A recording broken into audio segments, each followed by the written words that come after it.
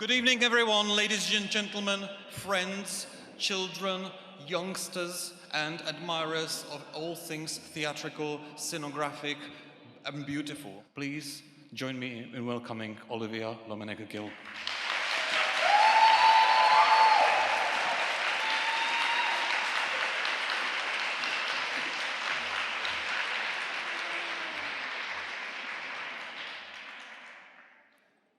Well, thank you.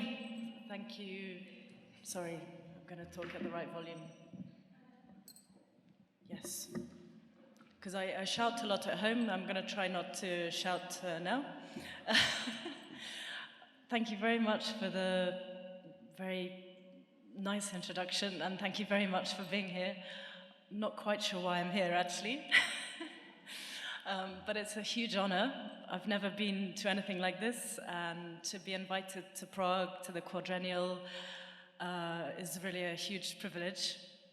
And I think possibly the best thing that happened to me out of the Fantastic Beasts. So thank you to J.K. Rowling as well. And I'm going to show you quite a crazy slideshow that I made myself. And somebody said it's not possible to have 100 slides in one slideshow in a PowerPoint presentation. I said, yes, it is, as long as you, as long as you lock the doors before you start, it's fine. So quick, lock the doors, and I'll start. So really, saying I'm not sure why I'm here is maybe part of the talk, if there is a theme to what I'm talking about.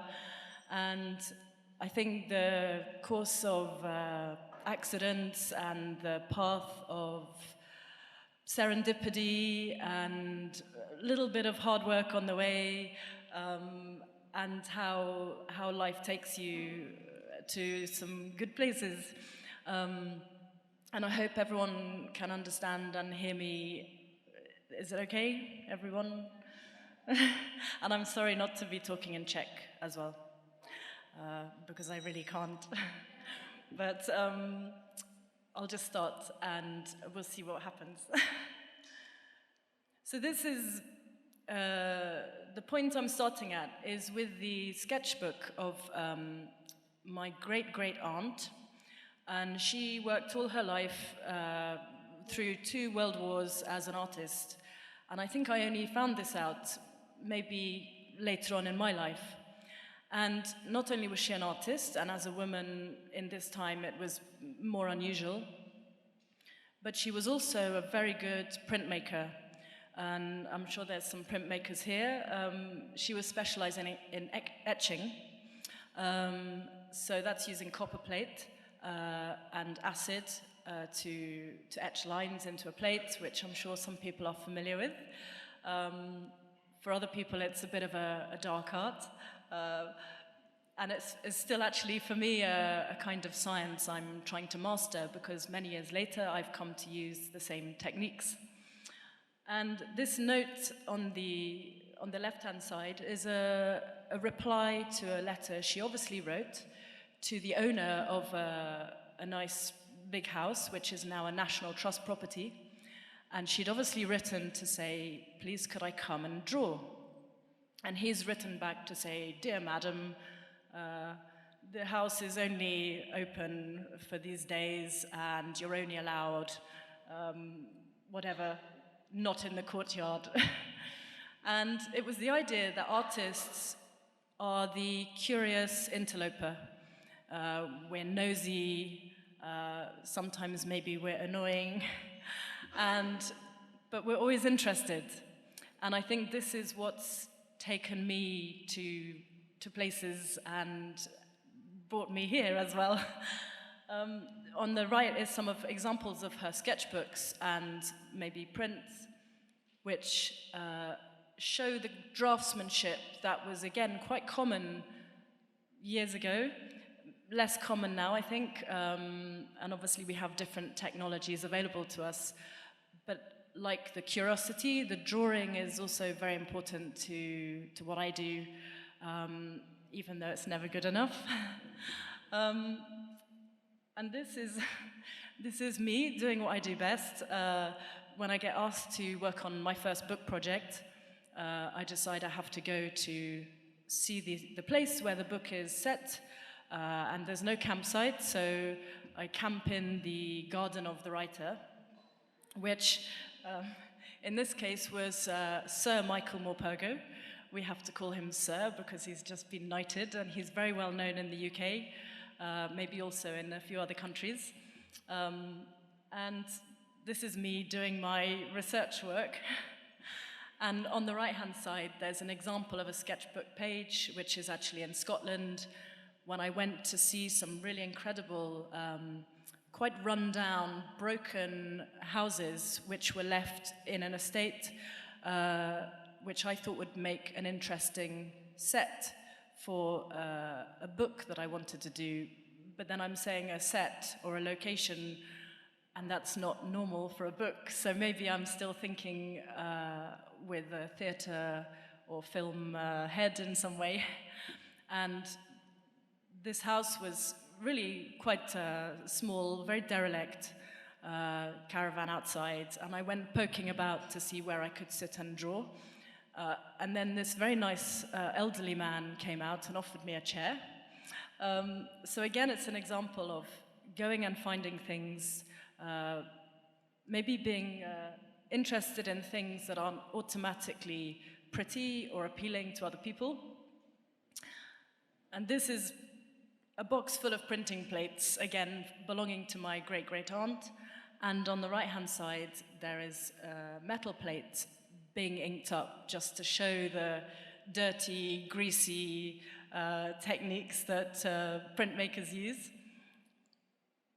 And yeah, this talk is not a linear thing. It's a, it's a kind of spider diagram, maybe.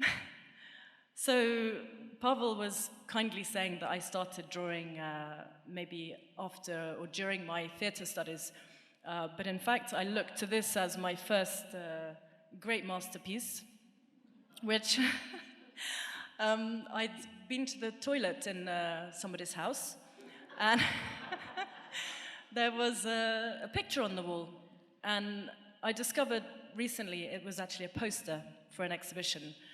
But this piece of work was by Dame Elizabeth Frink, and I don't know if anyone here knows her work, but she's a great British sculptress, and sadly not always as well known as she should be. Henry Moore, Barbara Hepworth, yes, Dame Elizabeth Frink, not always, but she was, for me, my first inspiration. It was a horse. She does very beautiful horses, and I decided I should go home and do a copy. Except this doesn't look anything like the original. But I had a big blackboard. My parents were maybe building a house, I'm not sure, but I had a blackboard. And I did this large horse. And my father took a photograph, which is why I still have it. So what's really nice is that this book, which you're welcome to look at the end, in fact, it's going to be launched on Thursday in London. This has the character of Elizabeth Frink in the book. So I felt really after 40 years, maybe, I've come back to the same place, which is really lovely. The right-hand side is another early childhood oeuvre, I don't know, masterpiece, obviously. And recently people would say, oh, you know, how did you get this job with the Fantastic Beasts? And I said, well, because as far as wizards were concerned, I had form. And I think maybe age 8, you know, I was already working things out, obviously. This is just a random, maybe slightly fantastic beast. One thing I really enjoyed doing over the years is when I visit my husband's home country, which is Brittany in France.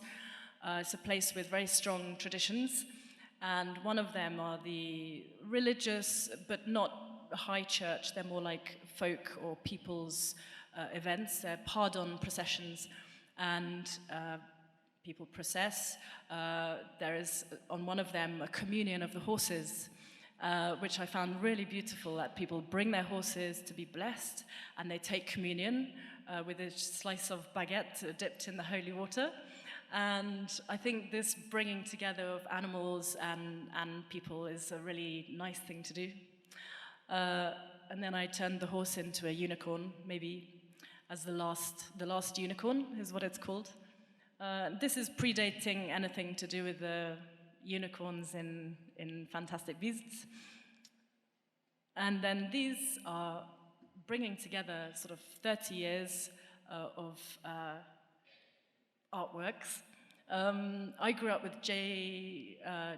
Tolkien, and my father read me the whole of The Hobbit. Is there any Tolkien fans here? And he also, amazingly, read me the whole of Lord of the Rings.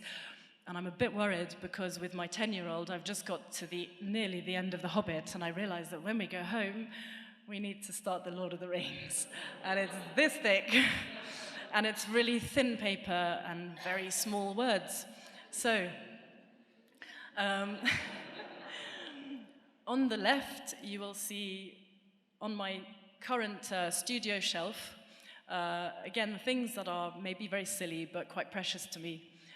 Somehow they got kept by my father. And you've got Boromir under the tree. My tree wasn't so great, with the orc's arrows in him. And also a model of Smaug. I call him Smaug. I think they call him differently in the film. But anyway, these were made in clay when I was maybe 8 years old, when we still did clay modeling in school. And then next to this is a wax model I made for the Fantastic Beasts, for really an anatomical sort of model to try and work out my dragon, dragon anatomy, really. A wax spider as well, same thing, really. So again, 30 or more years sitting together on the shelf. This used to be my studio when I first left London, and I had been trying to work in theatre, but I'd maybe quickly decided that I was going to stay in my studio and be an artist after some time. And I moved to my mother's very small house, which is just near the Scottish border, and I had a very small downstairs room, which was fine, until other people came to live in the house, and I decided I would like to make maybe bigger work. And I think maybe a lot of us artists are quite greedy. We always want more space, obviously, and we can never actually have enough space, probably.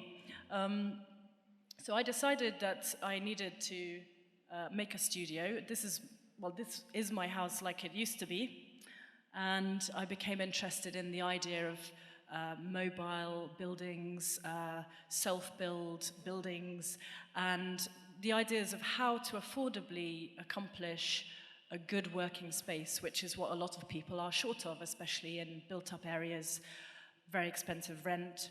And I'm lucky because I had a little bit of garden and therefore space to maybe make something.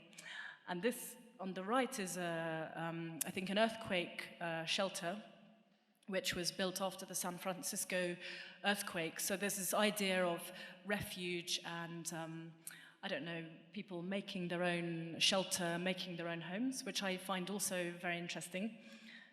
So I drew what I wanted, and I got a magic paintbrush, and I just painted it, and no, I didn't. I then met somebody who specializes in self-build community projects, and as a favor, very, very lucky for us, he taught us how to build something ourselves using very simple techniques. So that's the site. Then we got the timber and it snowed. And then we started cutting wood. And we invited lots of friends round, and over the next 2 years, friends had to come and help. And then people stopped coming to stay. And this became my studio, which, I've just realized I can see the pictures in front of me, sorry. I've just seen this. I don't even have a mobile phone, I'm sorry. I think I should go home. And if I hadn't come on the train from Scotland, I'd have been wearing a really big skirt, but I couldn't fit it in my bag properly. I made a dress for the Fantastic Beasts, but anyway, I'll just hide. So this is my studio, and I know it doesn't look very much, but then it snowed again. And now it looks a bit more like this because I've made the garden and I've got apple trees growing on the side of it, and our neighbours call it the shanty town. And this is where I live and work, and I'm very lucky. So because we did an eco build, very cheap eco build, we have lots of other things coming to live with us, and lots of wasps and bats and swallows, which are my favorite, and every year when they arrive is an amazing day. And next door, we have Fantastic Beasts. And yeah, they're incredible. I mean, you can't actually make that up. So, right, so book illustration. I have no idea how to illustrate a book. But I came to do my first book, amazingly, because of a chance encounter. I mean, really a chance encounter when you haven't tried to meet somebody, but somebody's made you meet somebody.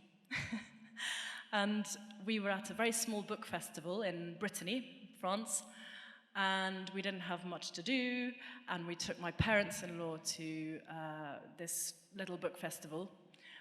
Very nice, few tents, writers, illustrators, and it was so small that when the organizer found out from my husband or my mother-in-law that we were visiting from the UK, she was very excited, and she said, "You have to meet this very famous English writer we have here. His name is Michael Morpurgo." And I said to my husband, I said, "No way are we going to meet this guy just because we're from England. Let's go." And then she came up again and she said, "Have you met him?" And now I think it was like in the Bible when the cock crows 3 times and whatever. And I don't know why she was doing this. So and I went to have a look at the books on his table, and I didn't know any of them. No idea who he was. Sorry, Michael. And eventually, we had to go and say hello, and we did. We said, "We've just come to say hello because we're also from England, and now we're going to go away." And, and he was so nice, and his wife was there, very charming. And I was holding that person over there, the smaller one, just like this, because he was one. And Michael said, "What's his name?" And I said, "He's got a funny name. He's called Elzia." And Michael Morpurgo was the only person who ever understood his name because it's from The Man Who Planted Trees by John Giono. And this is Michael's favorite book, and also mine. And if you haven't read it, you have to read it. It's beautiful. So a few months later, after we'd had a picnic on the ferry, Michael and Claire came to an exhibition, and he handed me a text, some poems, all really rubbish photocopies, and said, "We thought you could read this because we'd like you to work on it." And I think this is not normally how it works, because it's normally a publisher who asks illustrators to work on a book. But Michael is very brave, he's very adventurous, and he's also quite important. So he's allowed, apparently, to commission his illustrators. And I'm very lucky. So I went to see the publishers, and they said, "How many pages is the book going to be?" And I had no idea, because actually that was really the wrong question for me. But I think they thought Michael and I had already done the book or something like this. So I said, "Well, I'm going to go away, find out, and I'll come back." And I went away, camped in Michael's garden, went back to my studio, did lots of Why are you laughing? And I went and made the book, as I thought it should be. And I stitched it together, and I thought, job done? Yeah? And then I went to see the art director, and I did think he would throw it out of the window, obviously. But what was amazing is that he didn't, and he went on and designed layouts with those crop mark things around the edge, which I don't think are very important. And we made the book. In fact, I just did it pretty much on my own in the studio. I occasionally went to ask for a meeting with the art director, and I forgot to bring it. It's in my hotel room, but I was going to show it. And in fact, the rough and the finished product are fairly identical, which was amazing that the publishers did this crazy book. It's just a journal of a girl, and there's poems in the book, so it's a really nice thing to have worked on. And after that, I quite like the idea of maybe doing some more books. So that's one page, and I had really nice people from the village where I camped. I managed to write off my car, because in Devon, which is in the southwest of England, it's very dangerous. Because you've got very small roads and Devon people who drive vans very fast and don't move. And I was in my Land Rover, and I managed to put it in the garage. No mobile phone, obviously. And so I really threw myself on the mercy of these very kind people in the village. I think had I been in a hotel room with a laptop, with all organized things, maybe I wouldn't have had the same experience. But when you end up putting your stuff in Michael Morpurgo's wheelbarrow to go down the road and move in with a very nice lady who says, "You're coming to stay with me," then what can you do? All these people were so helpful.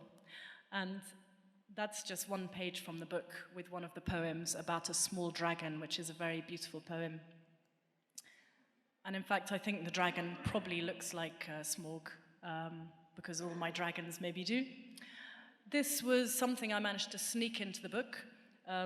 It's a strange piece about wassailing, which is a very strange, still quite secret English folklore custom to wake up the apple trees.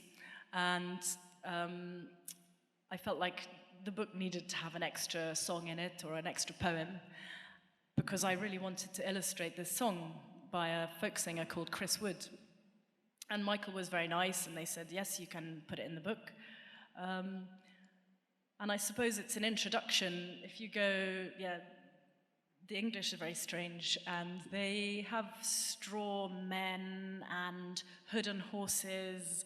They pretend to be, I think, quite normal, but they have these strange rituals which still happen, and they bang saucepans and muskets, and they pour cider on the apple trees, and it's all quite wild and pagan. And I was trying to capture this, and I thought that's maybe a precursor to some of the wizards in the Fantastic Beasts book. This is the closest I get to using digital stuff.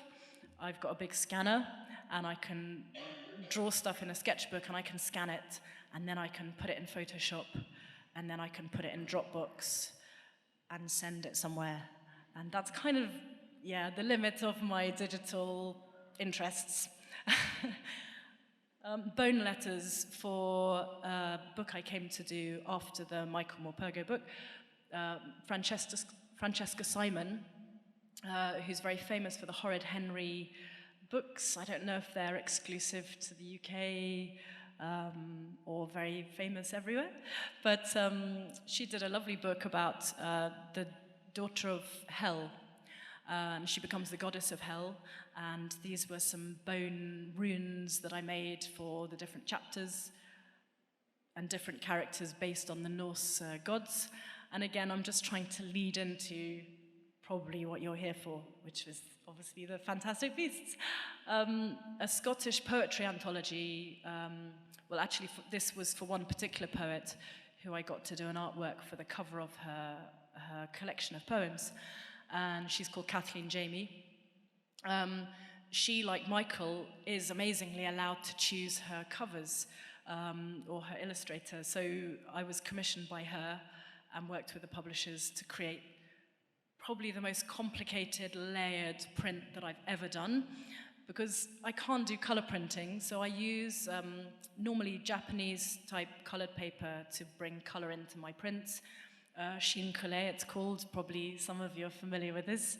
And I think really it's just we like to be posh and use the French word, but it basically means Chinese collage, doesn't it? Anyone? Yeah.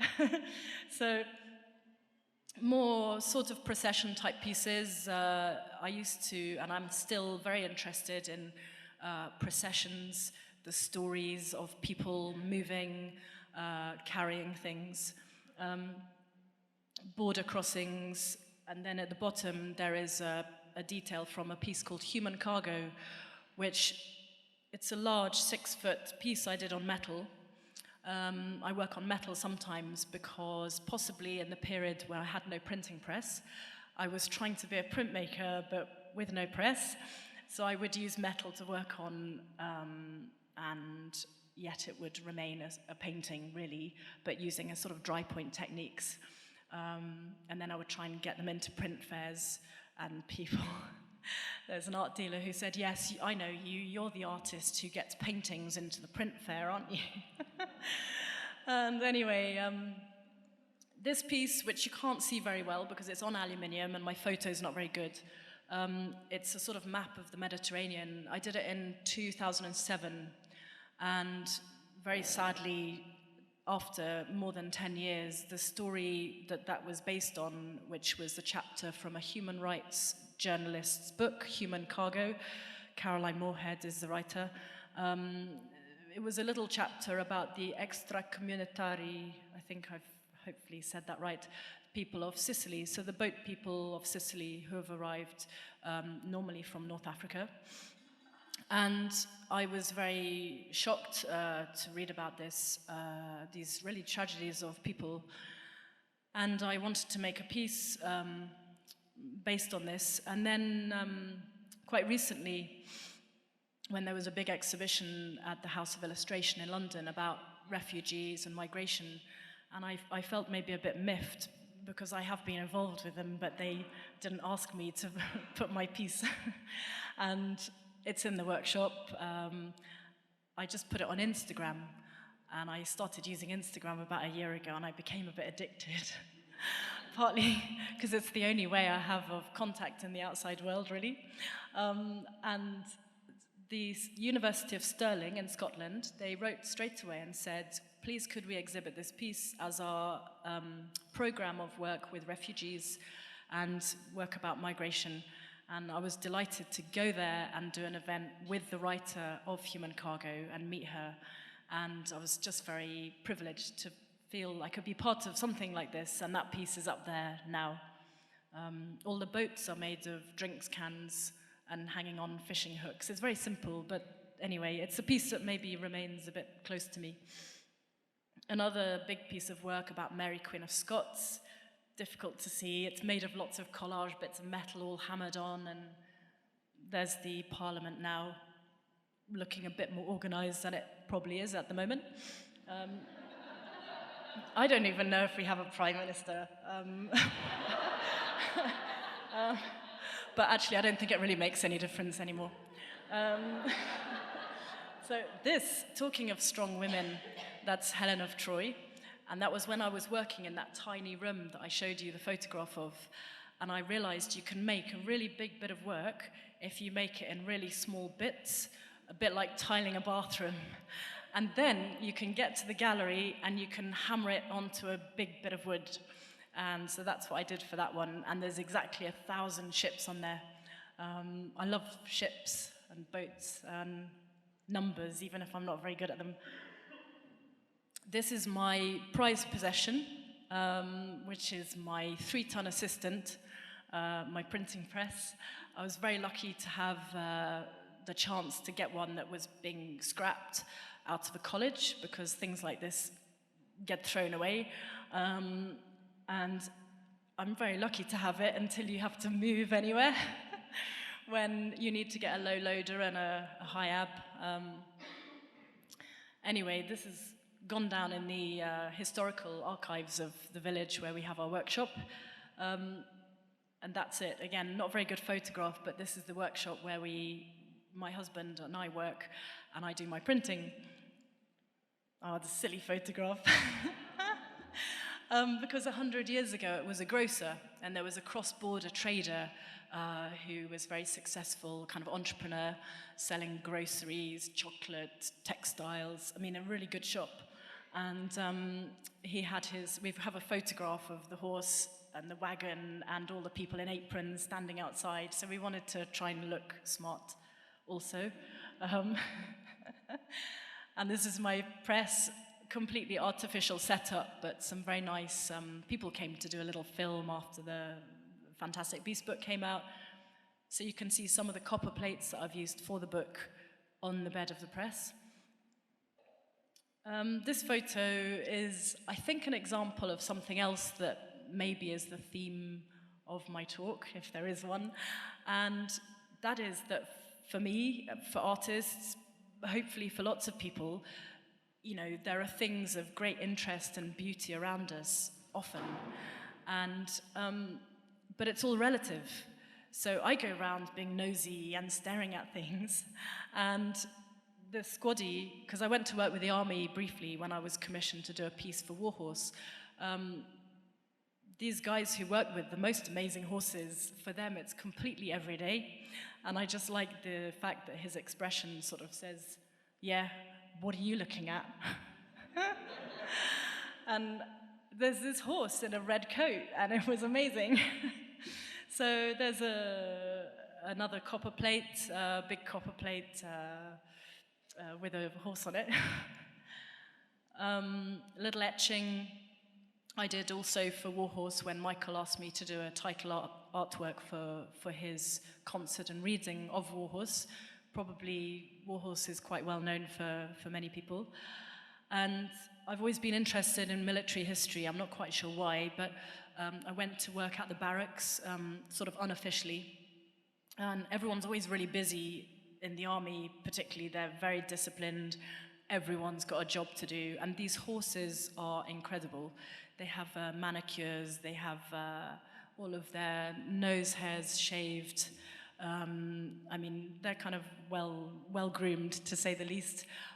They're also pulling the 13-pounder field guns, and they still have the field guns that were used at the Somme, you know, on the Western Front. So it was really amazing to actually see again in front of me, you know, how things work. But obviously, try not to be in the way, so you're always drawing behind a door, and someone's cursing you. But again, witnessing that sort of hustle and bustle and trying to draw quite quickly, maybe.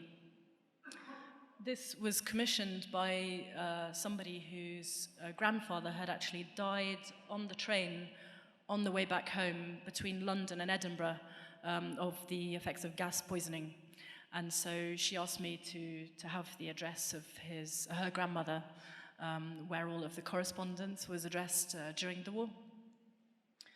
Just very quick bad sketches I was talking about of horses sitting and just doing their thing. Trying to work out as well, you know, the formations and it's amazing, but the drawings are not amazing. I spend a lot of time hanging around in strange places. I think back of trailers, back of tractors, and then when I finish the job and I'm still staring at the backs of tractors and people are staring at me, I think, Olivia, you've done that now. You don't have to stare anymore at the back of a tractor. But again, it's just the interest, really, in strange things. This is Danny, who is a lovely, quite small working horse. And I then put the drawing onto a copper plate and I've made an etching of him. More horses being printed. And he is my favorite horse and model for Warhorse in the barracks. Obviously, you can see all of the people working away in the background. And this was the final artwork I did for Michael's performance of Warhorse, which was a piece that I really enjoyed doing. just because it was, again, a real privilege to do something that so many people have got a connection with. So, we've arrived at the start of the talk, I think, actually. Some people say, well, how did you get this job of Fantastic Beasts? Is that interesting or not really?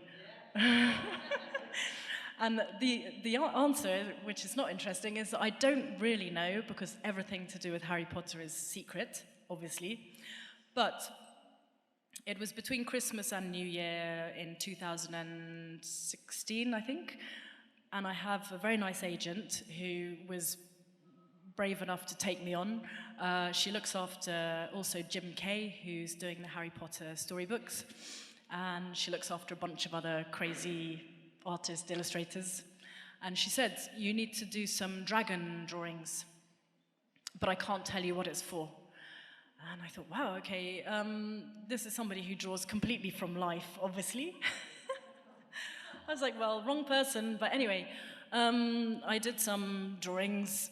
I'm often working and drying my work as well when I'm cooking, because I've now got heating, and we've got a cooker where you light the fire, and then you cook on top of it, and it makes hot water, and it's amazing. And that's where all the work comes in from the studio, and it sits on top. And then my husband, who's a paper restorer and really fussy about conservation and stuff, he says, you can't put that painting there because it's really thin plywood and it's bending. And I say, it doesn't matter. So this is me drawing dragons, trying to draw dragons while cooking tea. And then somehow I got this job. But I still wasn't allowed to talk about it. So that was really hard because I like talking a lot. And but luckily I live somewhere where it's easy not to see anyone for weeks at a time. And the family were allowed to know the secret, but they couldn't tell anyone else. So, what have I done? Oh, thank you. These dragons are one of the final illustrations, but I just showed the proof process, really, of working with copper plate or aluminium, if that was a dry point, and just showing the stages you go through as a printmaker to try and arrive at, the right conclusion, like Rembrandt did, but I'm not comparing myself with him. But if you ever get the chance to see his stages and the different states of the same plate, it was quite extraordinary how he did the most amazing drawing. And then it's not a question of rubbing it out, obviously. Not that most of us would rub out that kind of drawing, but it's a question of then scraping back the metal and then burnishing it so it's completely smooth and then redrawing. So it's kind of really hard work. And there's my wax dragon again. The first place I went to for the Fantastic Beasts was the first Renaissance zoology books. So talking about Ulysses, Aldrovandi, and also Conrad Gessner, which were these early printed books from about the 1550s, late 1500s. And there's this really big, fat, like this big, and this fat books in the Natural History Museum and other collections as well. But I went down there to have a look. And I was amazed how these people they made no distinction between what was real, because you've got Dürer's rhinoceros there, which is fairly realistic, actually. And then one-legged, dog-headed people who it was believed did live maybe in the Czech Republic. I don't know where they were meant to live. But it was believed that all of these fantastic, imaginary, amazing, crazy things were real. So I like this idea that there's no distinction between that. And atlases and all of these things have always fascinated me. I do have a friend who looks after rhinoceroses. So I was lucky to go and see some real rhinos. But it was quite difficult for me to actually see all of the different beasts in the book, because most of them don't exist, and other ones that do exist kind of live far away from where I live. So that was an example of how the drawing, top left is like a early rough drawing. Then I would develop it and make a finished piece, which could be a drawing or it could be an etching. or even a painting. I just had to put this there because I went on a trip, a bit like I'm doing now with one of my sons, and we went to stay with friends in Amsterdam, and I got to see Rembrandt's house, which was amazing, and there was no one else there, and you get to see the colours that he mixed, and also the fact that he had this incredible collection of stuff, zoological specimens, and I like the idea that, you know, artists often collect these things, and if we could all collect things like that, we definitely have a shelf full of them. And then this was specimens that I would try and draw from to understand the anatomy. I think I spent the whole time working on this book trying to make things that weren't real, if you see what I mean. And if I had the chance of something possibly being based on a real thing, like the rampant, which is based, I think, on a rhinoceros. It says, resembles a rhinoceros if seen from a distance. So I thought, that's fine, rhinoceros. And it was really as simple as that. And I felt maybe, you know, maybe I wasn't the right person for the job, because there's so many good fantasy artists and illustrators. But anyway, it was too late because they'd given me the job. So I thought I'd better just get on with it. Yes, ostrich. And then the right-hand picture. Can anyone guess what these birds are? Because that's my question that I ask in my talk. No flamingos. No. I know they're pink, but they're not flamingos. Not peacock, no. Huh? Otter. A vulture, sorry. Vultures, yeah, that's kind of what they look like. But actually, the thing on the left, the barn owl, that's the babies. So it was just amazing where, not far from where I live on one side of the hills. On the other side of the hills, there's a very good bird of prey centre. And although there's obviously a bit of controversy about whether wild animals should be kept in captivity, I have to say that for artists, it's a very good opportunity to go and learn, and also for children to go and learn about species and wildlife. So it was a really useful place to go and be able to study up close these incredible creatures. So he has owls, he has birds of prey, and in fact, these three birds are exactly models for three of the characters in the book. So you've got the augury on the left, which is a black vulture, and you've got the white-tailed, Stella's sea eagle on the right. Sorry, I forgot the computer again. And on the bottom is the white-tailed sea eagle. So they are the augury, the hippogriff, and the griffin, all really there. And these are the kind of drawings I would try and do to just, learn and observe. And the barn owl chicks I used maybe for the baby phoenix. They're just incredible. Anyway, so you can see Cora, the vulture, the phoenix, and this is where I started to hit trouble. Because some people say, was it easy? Did you have a freedom? Did you have a lot of censorship working on it? And actually I was very lucky because it was fairly straightforward most of the time. But I did these rough drawings, stupidly maybe not thinking enough about them. And I thought, this is fine, I can do this. And I just did some quick little sketches, which then would get passed by the publishers. And this hippogriff I thought is not too difficult, really. It's a horse's body with an eagle's head, yeah? Then I started reading the Harry Potter books, and I was working on the finished version of this, and I realized that Buckbeak has scratched Malfoy with not a hoof, but a talon. And I thought, oh dear, what do I do? Because I should then stick to the roughs that have been approved, but this had got under the radar, you see, my horse's hooves. So I realized the front legs are not a horse's I mean, horse's body for me includes 4 legs, but anyway, this was something I had to go back and yes, you've got to make eagle's legs. And actually that changed the whole thing. So this is just a kind of silly example, but of some of the difficulties you run into when you're trying to make imaginary things real, maybe. It was really important to me that the legs, the proportions of all the beasts could be viable. And so I tried out these different poses of horses jumping, which they do quite well.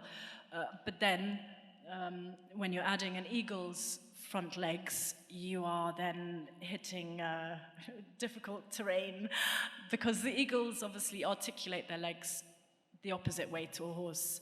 So doing these quite cumbersome drawings to try and work things out.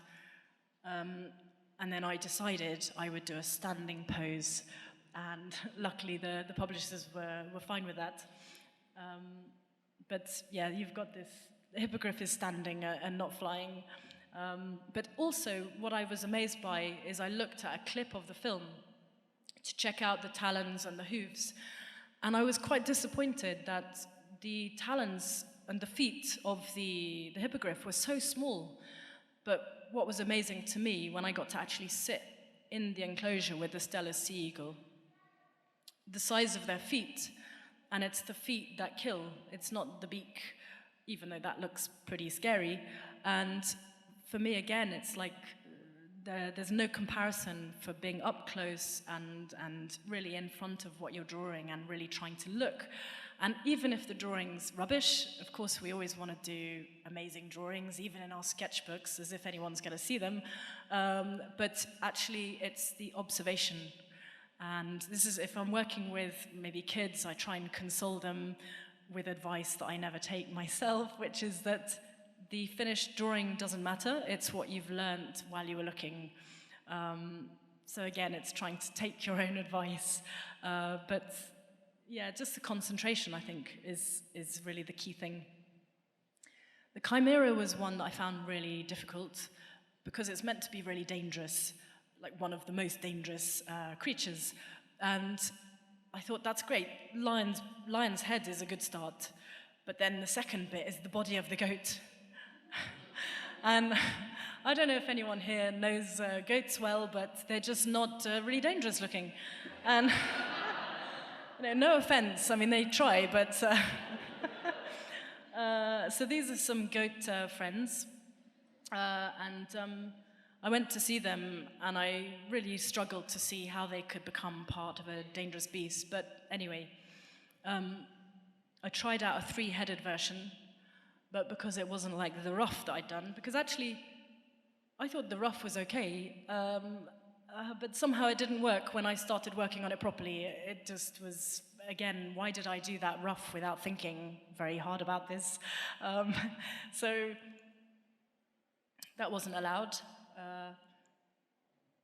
I went through a few processes here, and then I think what made it in the end make sense for me was that sadly all this time I was working on the book, there was this awful conflict going on in Syria, which was a place I'd fortunately been able to spend time in with a relative when I was much younger.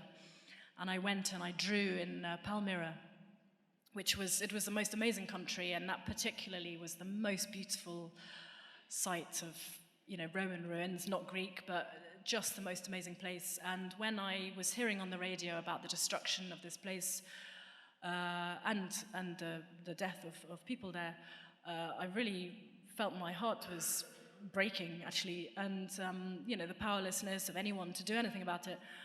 And in a very small way, I wanted to maybe pay a little homage to a place I loved, and I hope I could maybe go back to you one day and do some more drawing. And that is what, for me, gave the impetus or the power to this piece of work. So maybe nobody will notice, it's just the background in the drawing. Obviously it's the beast that's the focus, but just adding a sort of personal background reference, I don't know. I think, we all bring our own stories to things. and maybe other people's stories as well. So that's a bit of information you don't really need to know, but that's what was there.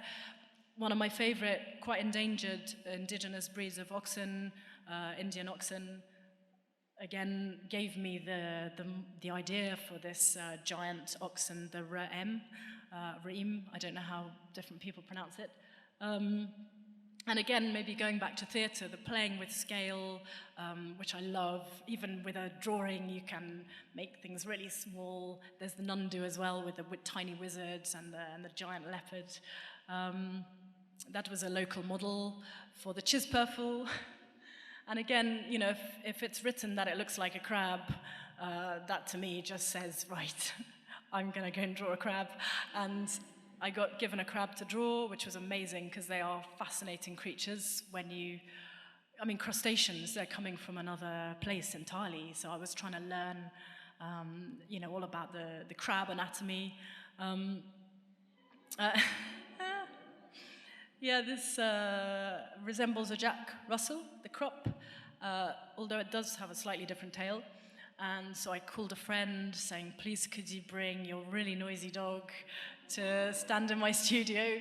And the only time it would stand still was when it saw the ducks and chickens out of the window. So we just kept it tied very tightly. But yeah, I've never done dogs before, and I thought at least if everything goes really wrong, I could get a job doing pet portraits afterwards. So you always got to cover your back, haven't you? You know, you never know. Bearded dragons, they live in the pub next door to our workshop, and I had no idea that there was dragons upstairs. So I went to draw them. This is showing a little bit of the etching process, not very clearly, but I think as a reference to the early Renaissance zoology books that I showed the picture of, even though they were wood engravings and I use etching, I wanted to give a little feel of, you know, that process and the alchemy, I think, and the potential for accidents that printmaking poses, I think was quite a nice addition to the book, maybe. Local model, again, we have so much wildlife, and my husband found this toad and said, here's the toad for, you know, the basilisk page. So that's one of my favorite details, I think, in the book, just the toad that sits on the chicken's egg to make the basilisk. There it is.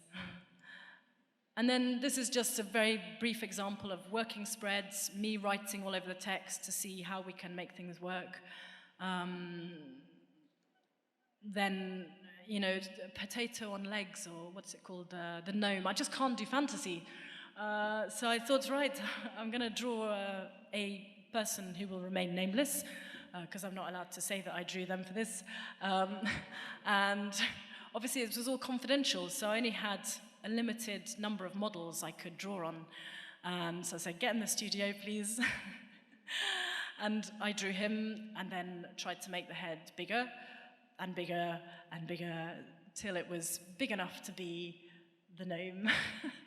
And our chickens as well, and beehives, which again I'm fascinated by. Werewolf, again quite difficult, because I really am not a fan of gothic kind of horror, werewolfy type genre things, and I really wanted to try and make this a straightforward transition from the human to the wolf anatomy. I'm a big fan of wolves. I still haven't got to do Peter and the Wolf, which I really wanted to do in the first place, but I did the werewolf, and he's on a big metal plate, scratched just directly, then printed. And then again, the idea of making models to try and understand something, not sure why, but anyway, that's the acromantula, obviously. And this was an insect I'd found on a walk when we were in France many years ago, and I just did a drawing of it. And then when I got to work on the book, and there's the billywig, and I thought, oh, that sounds a little bit like this insect I remember. Looked in my sketchbook, I had no idea what it was, and just because I like to try and know stuff, I wrote to someone at Edinburgh University with the drawing, And I said, can you tell me what this is? And we all thought when we were camping, we thought it was really dangerous because it's got this long sting. And we're saying, don't tread on those, watch out, get the baby out of the way. But actually they're vine crickets, which, and the sting is not a sting, it's an egg tube.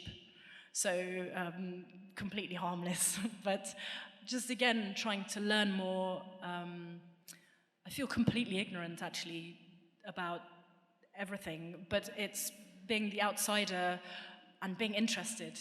And you say, well, I know I am ignorant, but I'm interested, so that's a start. And it's a bit frustrating, but yes. Australian outback, an Indian temple, again, from sketchbooks that I had, and I was able to then draw on for the backgrounds to some of the beasts. This was washed up on a whole lot of shells on a beach, quite incredible, and that partly became the inspiration for the remora. But also, I don't know if anyone also was realizing this, but a lot of the species, like the remora, are only very, there's one letter difference to the remora, which is the shark sucker fish. So some of them would look up and see if there was an existing species. And in this case, the remora does exist, and they stick onto the backs of other fish. You've probably seen them in documentaries. And I was like, oh, that's amazing. It actually exists. So I get to draw a real species. And I don't know if J.K. Rowling was intending it, but I like to think that the book is a little bit of a kind of homage to different species. And especially at this point in time, lots of young people are going to go out and save the world, obviously. But this is, a nice modern-day bestiary, really, celebrating some of our real beasts.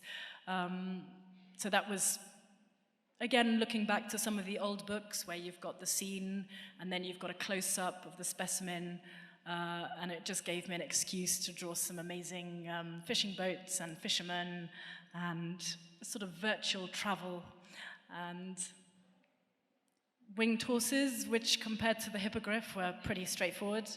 And then the last, when I'd finished the book, I've never been to Italy, and there's the big Bologna book fair, and the agent I work with, because she knew that I've just never been and I'm itching to go to Italy, she very kindly invited me. So last year, we went to Bologna, and I got to have a day. I was waiting for my train back, and I got to have a day to myself, wandering around, and I found the museum that houses the collection of Ulysses Aldrovandi, which, if anyone remembers, is one of the zoologist or Renaissance zoology books.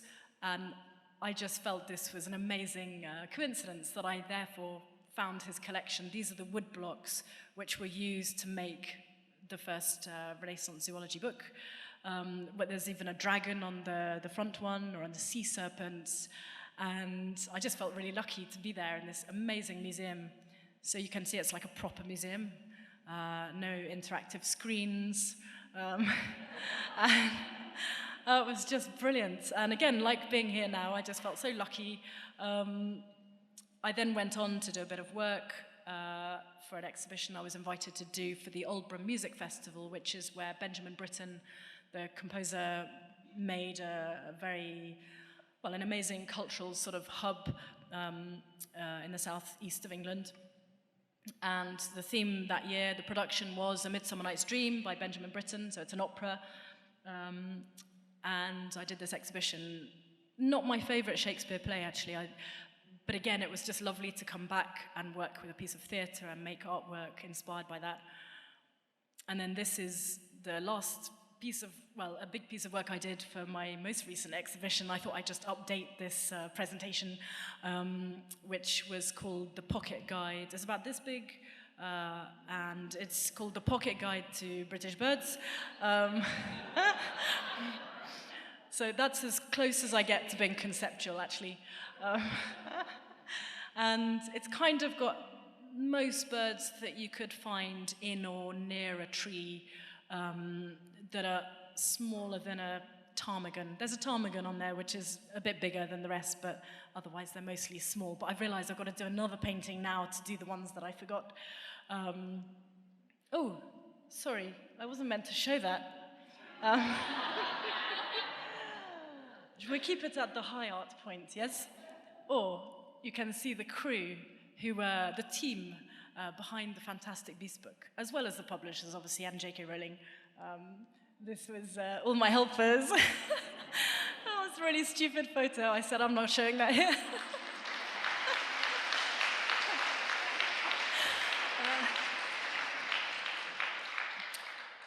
But before I, God.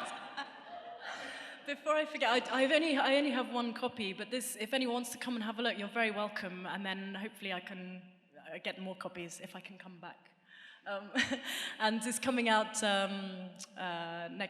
this week, maybe next week, and it's got the Elizabeth Frink sculptures in, and I'm really sorry I forgot the other book, but also apparently young people are the priority, but I bought some cards and some silly maps, which you're welcome to take, because I don't want to take them back on the train. And that's it, sorry. Thank you very much.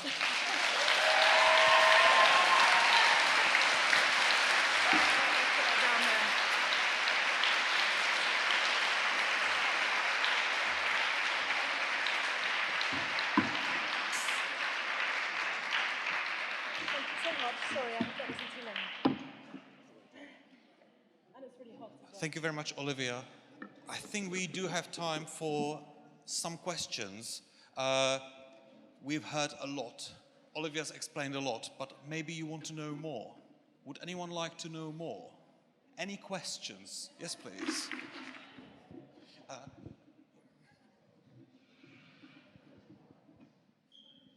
Hi. I just want to know how many time do you spend on illustration for creating them? I'm just here. Yeah. That is an impossible question. I'm sure, like lots of people here know, some of the best work we do can arrive really quickly. And then some of the less good work we do takes ages and ages, and you stay up a whole night to redo it because you're not happy, and then you do it 10 times, and actually the first one was the best. That's what Jim Kay says, anyway, because I speak to him sometimes, and he's really working hard on the Harry Potter books, and he says, oh, I've got to stay up again, I'm not happy with because he's had to do a werewolf as well recently. And I said, Jim, I'm sure it's fine, and it's only a book. Actually, easy to say, obviously, but no, he's going to stay up again for the next night, and he hasn't slept for 3 days. But I think it is really hard. It depends on the medium, obviously. I mean, drawings are generally quicker to produce, but not always. So whoever that was, sorry, I'm not answering your question. I think, no idea. No idea. I mean, I could say that painting took longer than most of the other work in the exhibition because it is big and it's a bit fiddly, but sometimes the quicker sketches are the best, aren't they? You know, and is there not an amazing story about he's like a calligrapher guru who lives up a mountain, probably in Japan or China, and somebody goes to him and says, please, could you do the perfect symbol for me? Perfect character, and this man does it perfectly, and the guy says, well, how do you do that? And he says, because I've done this, and he opens this huge wardrobe at the back of the room, and all his sketches come out, which are all the wrong ones, all the mistakes. I don't know. But it sounded good when I started, so but I think it is that, you know, why did you do that? Why did I go to Hull University? And, you know, was that a waste of time? And there's a really good Sufi story about this as well. And yet suddenly you get to come here and meet amazing people, and then you go, that's why I went to Hull University, and then come back and do a talk and meet Pavel. And yeah, I think it's the same. So there's no rules, I don't think. Thank you very much. We've got time for a couple of more questions. Oh, yes. Yes, we're coming here.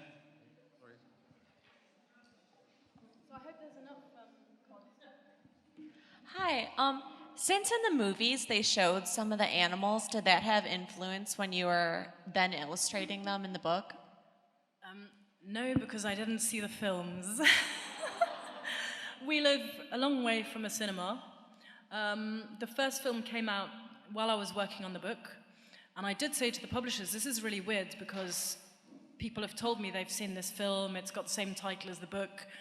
Obviously, I'm doing drawings without seeing Warner Brothers versions, and if I had copied Warner Brothers, I'd have probably got shot. So they said it's fine because you can just do your own. And I thought that was what was really nice, is that this world of Harry Potter has given so many different interpretations, you know, which is great. So no, they didn't influence me. I was a bit worried because I just work with a burnt twig most of the time, or a pencil if I'm feeling sophisticated. And they've got CGI and stuff, I think, in Hollywood. And, you know, they're quite good with computers and special effects. So I was thinking, oh well, I'll just do my best. So it gives just a different, very different look, probably, I think. Thank you very much. We've got a question here in the front. Hi, you said that you do a lot of work with printing and etching and stuff, which obviously produces a lot of surplus materials, like the whole metal things to make them. What do you do with all that when you're done? Does it just like stack up in your studio in a corner or somewhere? Use the other side, first of all. Hope somebody buys an impression of it. And I do, I mean, I've kept all my old plates, but it's true that I did try and throw some out recently of stuff that I'm never going to use again. I mean, I tried to be really careful with using it, obviously, because it costs a lot, as well as, you know, the sustainability aspect.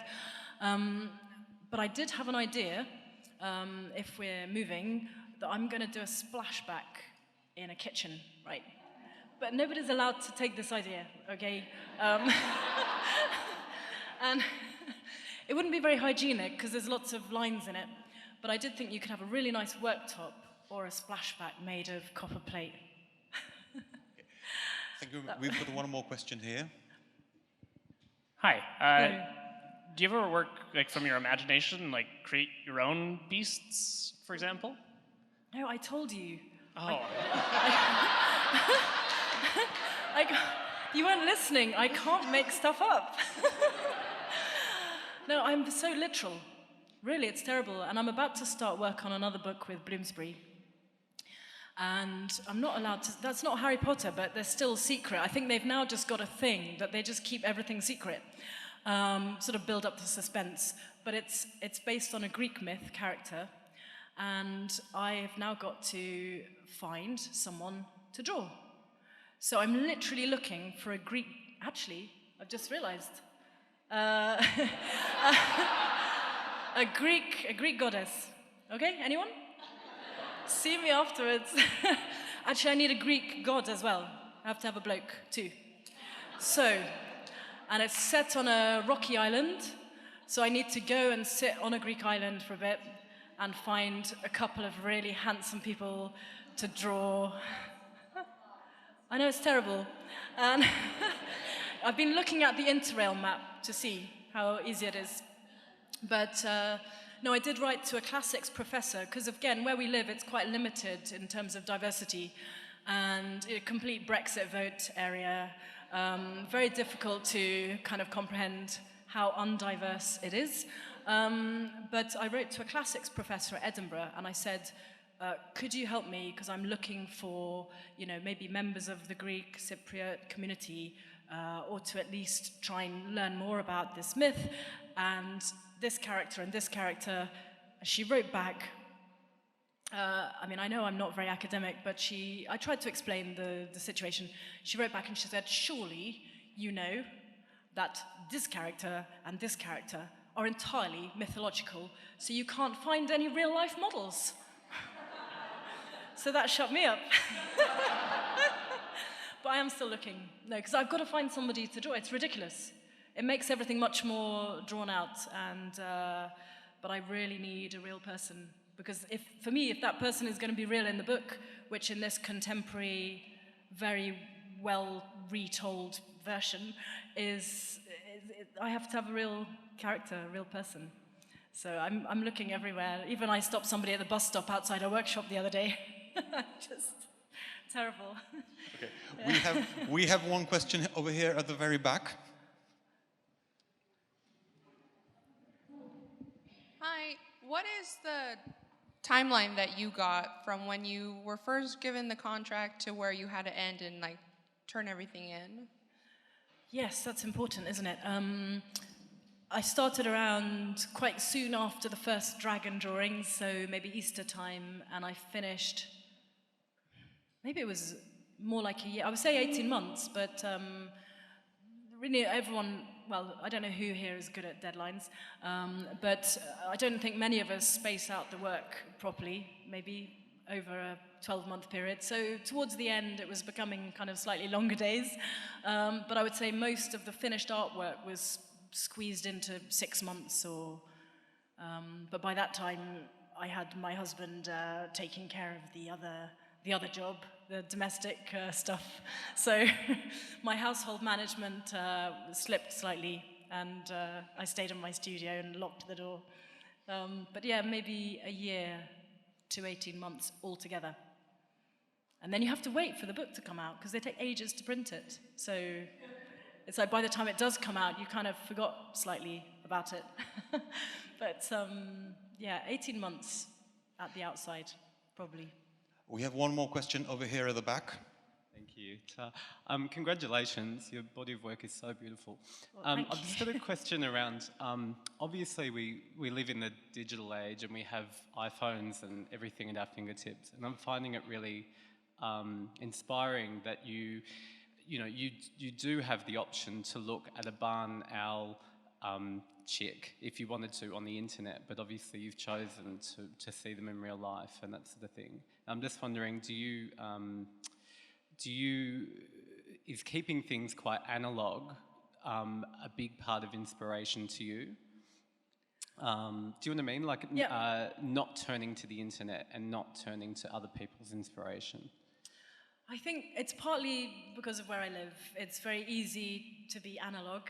I like this word, because I now have a name for what I am, maybe, which sounds quite, high-tech, I think. So it's not, I don't have to make an effort to avoid lots of things where I live, so I'm very lucky. But I think it's also, it's quicker for me to work in a non-digital way. And maybe it's just now become a bit of a stubborn thing, that I actually don't need a phone, so I'm not going to get one. And I can use Photoshop, but I just think for me there's almost too many possibilities. I don't know if it's a decision or not, but it's just what I do. And at the moment I'm thinking, is it better just to give it up completely and just go and grow I grow half of my food at the moment, or half our food, but to just grow all our food, if we can find a bit more earth. It's that time at the moment where you think, I think we need to maybe justify a bit more what we're doing, not in a really, miserable, Scroogey kind of way, but just to say, what am I using? Where does it come from? Does my work justify that? And that's something that I know is a horrible way to end this talk. But as artists, I do think, I'm going to make a massive collective grand statement here, but I think we are somehow a voice for people, and we are always interested in things around us. So I'm not saying we should all start, making leaf sculptures, but to be thinking and engaging with that, I think, as I'm sure lots of people are, that's a very key moment to be using resources to make work that maybe, well, it isn't edible usually, and it's a commodity. That really annoys me about being an artist, is it's often a commodity. But then that's why books are great, even though they are made out of trees, but they're made and they are affordable, hopefully, for, well, a lot more people than paintings, for example.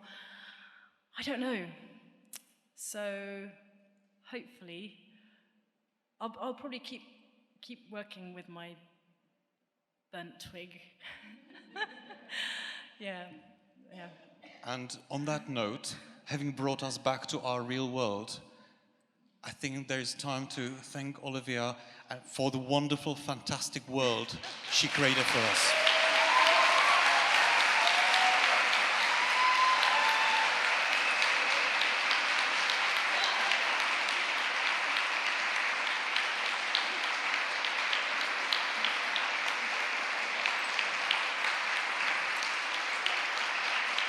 You have to stop. I have to, one more thing. Can I just say, although it will sound rubbish when I say it, I really am so honoured to be here. I never thought I would be anywhere like this as a a burnt twig user. And it's very much part of, from Pavel, that I owe a big thank you. And to all the team, I mean, there must be hundreds of people organising this, because I don't go many places, but I know you all go to many more places, but I've never been part of an event which has been so well organised, with such nice people, and with such hospitality and generosity. So I just wanted to say thank you very much to everybody, and it's such a pleasure, and thank you for listening. Thank you very much for coming, everyone. You were a wonderful audience. We will recommend you. And good night.